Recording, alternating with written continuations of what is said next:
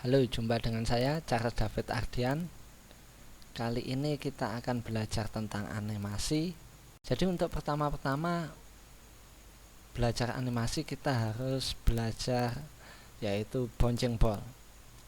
Oke, langsung aja kita buka blendernya. Kita menuju ke layout animasi. Oke, di layout animasi kita akan menemukan di sini ada dropsheet dan di bawahnya sini ada grab editor. Untuk menu yang lainnya kurang lebih sama. Langsung saja kita menuju ke 3D viewport. Kita hapus dulu cube nya ini, kita tekan delete atau X, kita hapus. Oke, kita buat dulu UV spheres untuk bolanya. Jadi sederhana aja, kita pakai bola ini UV sphere. Selanjutnya untuk lantainya saya tambahkan plane. Ini untuk membuat lantainya. Oke, saya masuk ke tampak depan. Jadi saya tekan 1 numpad, lalu tekan 5 untuk front ortho. Kemudian saya seleksi UV sphere-nya. Titik pivotnya ini saya rubah dulu, harus berada di bawah bola. Caranya mudah, saya masuk edit mode, lalu saya geser pivot pointnya, vertexnya, sehingga pivot pointnya tepat berada bagian bawah bola atau UV sphere. Oke, saya kembali ke objek mode. Jadi kalau sekarang saya skalakan seperti ini. Jadi kalau membentur lantai saya skalakan pada sumbu set ya seperti ini.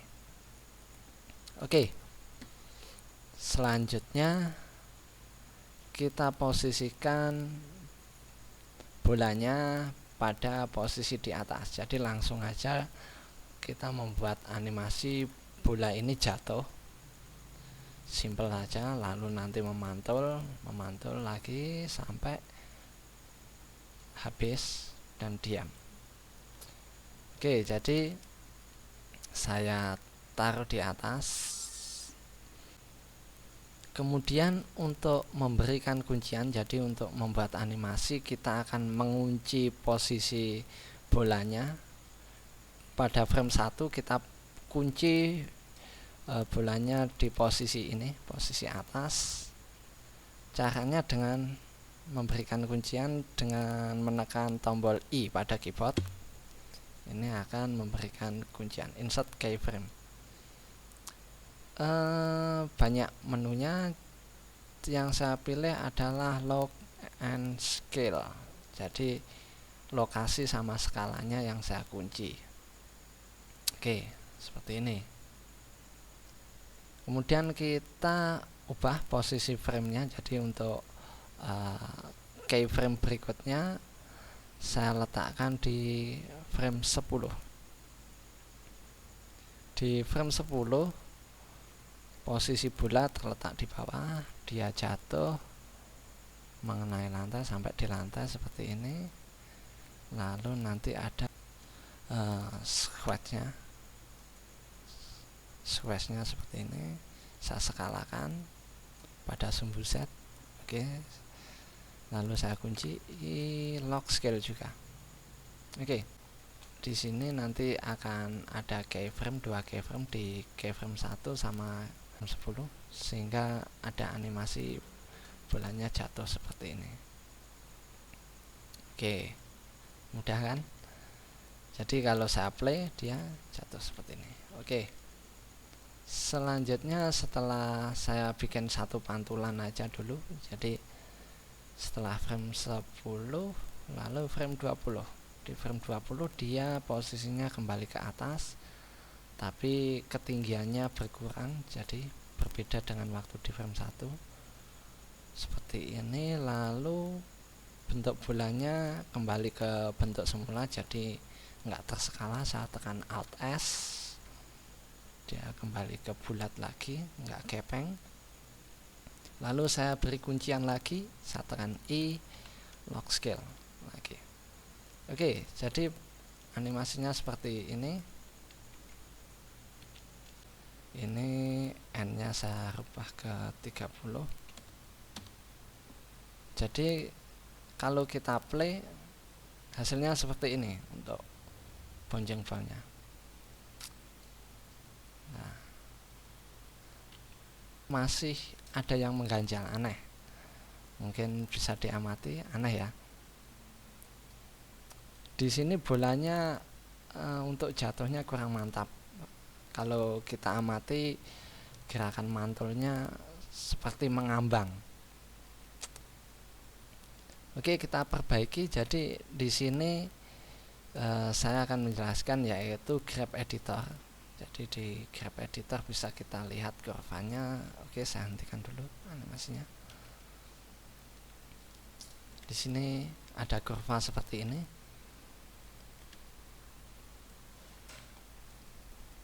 Jadi kalau kita lihat kurvanya seperti ini, ya benda jatuhnya seperti ini.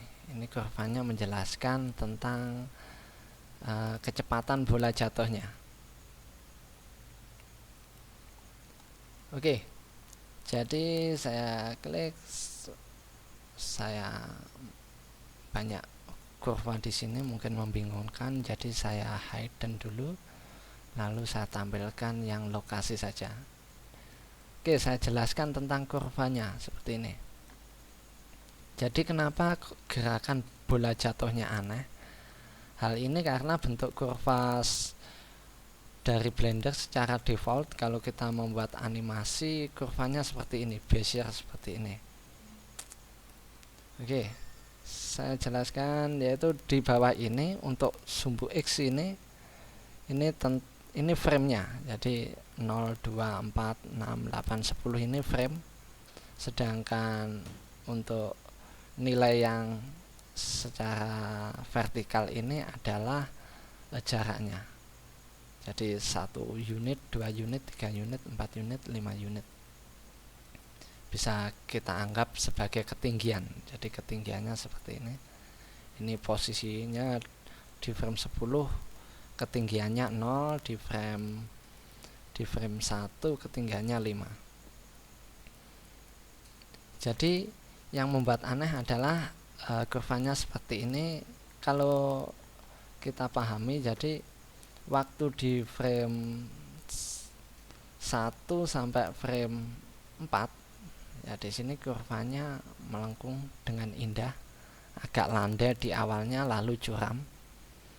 Jadi saat di frame 1 sampai 4 itu jarak yang ditempuh adalah 1 unit lebih dikit ini ya.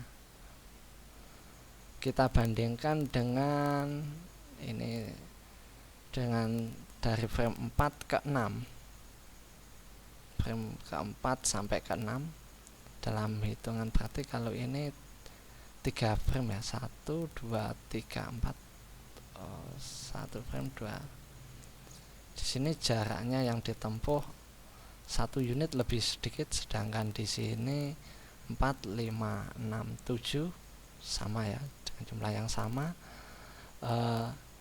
Jadi dari jarak sini sampai sini, dari frame 4 sampai frame 8, 7 ini aja ya, jarak yang ditempuh adalah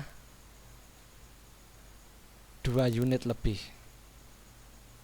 Jadi kalau kita bandingkan dari frame awal 1 sampai 4 dengan 4 sampai ke 7 ini saja, maka jarak yang ditempuh akan lebih besar frame 4 sampai ke 7 ini. Bisa dikatakan bahwa pada posisi awal ini dia lambat, lalu dari frame 4 ke 7 ini kecepatannya bertambah, dia cepat. Tapi setelah dari frame 7 ke 8, 9, 10 ini jarak yang ditempuh sedikit, bisa dibilang melambat. Nah ini kurvanya, jadi ada perlambatan dari frame 7 ke 10 ini mengalami perlambatan. sehingga gerakannya aneh. Harusnya benda itu kalau jatuh itu semakin ke bawah dia semakin cepat karena adanya gravitasi. Oke, bisa dipahami. Jadi kurvanya ini tidak sesuai dengan yang kita harapkan. Untuk itu kita perbaiki. Caranya adalah saya klik kanan di frame 10 ini, klik kanan kurvanya. Untuk memperbaikinya kita tekan V, kita rubah handle-nya, bentuk kurvanya kita rubah dengan mengedit handle-nya. Saya pilih free di sini dengan bebas, bisa kita ubah bentuk kurvanya. Saya seleksi handle yang sebelah kiri, saya tekan G untuk grab.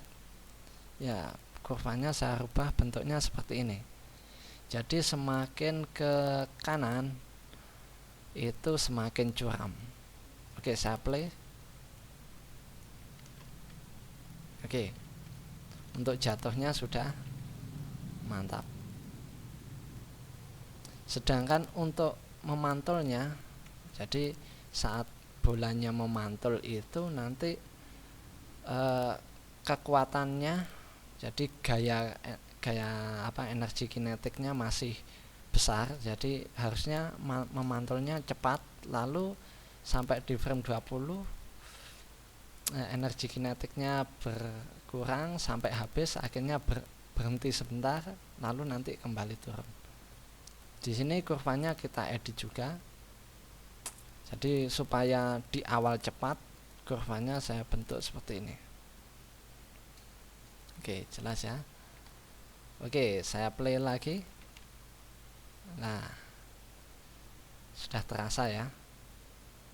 Jadi untuk memantulnya sudah terasa mantap.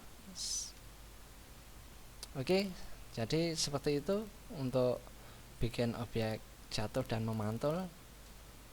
Selanjutnya kita buat pantulan berikutnya. Jadi di frame untuk mempermudah, jadi kita bikin lompat 10-10 saja ya. Jadi setelah frame 20 kita lompat ke, kita tekan shift sama up arrow. Oke, langsung lompat 10 frame 30. Jadi kalau saya tekan shift up arrow, dia lompat 10-10 frame. Kalau down arrow, dia lompat 10 ke bawah. Oke, frame 30 posisinya dia di bawah, jatuh. Bisa kita kunci lagi, saya tekan I, lock scale, ada saya skalakan mengecil sedikit. Untuk mempermudah daripada kita mengulang menekan I berkali-kali, saya aktifkan ini automatic keyframe insertion. Saya aktifkan, jadi nanti akan secara otomatis memberikan keyframe setiap kali ada perubahan posisi. Oke, langsung kita ke frame 40. Posisinya dia kembali memantul di sini agak ke bawah.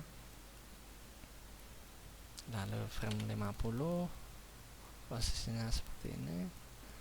Lalu frame 60 dia kembali ke atas. Frame 70 turun kembali. Frame 80 dia naik sedikit. Frame 90. Oke, berhenti, cukup, biar tidak banyak-banyak. Oke, jadi seperti ini. Oh ya, ini kurvanya belum kita edit ya. Sebentar, playbacknya N nya saya ubah ke 100. 100. Ini kurvanya belum kita edit, jadi untuk akhirnya masih ngambang. Oke, langsung saja saya full screen di sini. Untuk full screen tekan Shift F pada meja kerja yang kita inginkan. Bisa matikan ini, kita fokus ke set saja. Oke, ini saya tekan V free, ini juga V free. ya, cepat saja. Oke, jadi seperti ini hasilnya. Oke, masih ada yang aneh ya untuk belakangnya, karena untuk pantulannya semakin ke kanan itu karena ketinggiannya semakin berkurang ya, waktu yang dibutuhkan itu semakin sedikit, jadi jumlah framenya harusnya semakin sedikit. Untuk itu kita tinggal mengedit frame-frame di frame setelah frame 30 ini, kita edit, kita geser ke kanan semuanya untuk menseleksi frame. Jadi untuk menseleksi frame keyframe yang ada di sebelah kanan current frame garis hijau ini, cukup kita tekan di sebelahnya P itu ada di keyboard ada kurung kurawal. Untuk kurung kurawal buka itu berarti kita menseleksi keyframe yang di sebelah kiri garis hijau. Untuk menseleksi keyframe yang di sebelah kanan garis hijau, kita tekan kurung kurawal tutup. Ini saya geser sedikit, lalu saya geser current frame-nya garis hijau ini, klik kiri, saya geser ke sini, saya tekan kurung kurawal lagi, saya geser lagi. Oke, selanjutnya, jadi semakin ke kanan keyframe-nya semakin sedikit jarak yang dibutuhkan, jadi semakin rapat jarak keyframe-nya. Oke, ini saya perbaiki sedikit.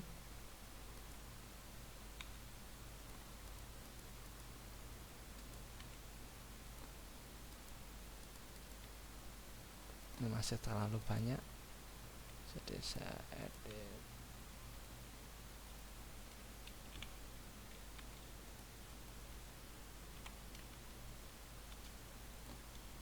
Oke, kira-kira seperti ini. Ya, sebentar, ini kurang simetri kurvanya. Oke, sini ya asimetri.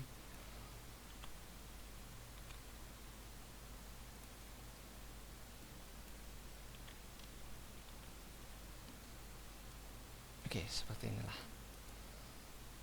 Kita anggap cukup.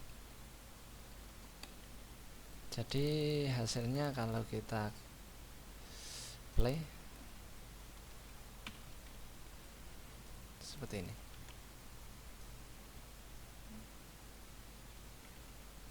Ya, untuk jatuhnya sudah tepat.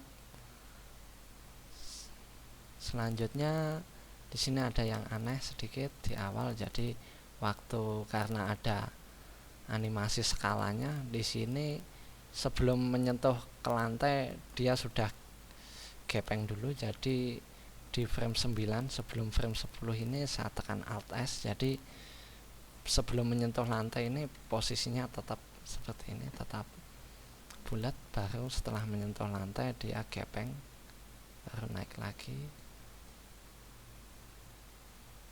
Ya, ini saya kasih skala sedikit. Di frame 29 saya tekan Alt S. Oke, hasilnya seperti ini.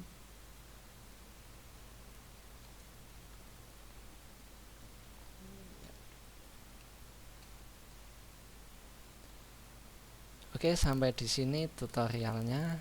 Jadi silakan dicoba di rumah. Mungkin selain membuat bola yang memantul, Anda coba membuat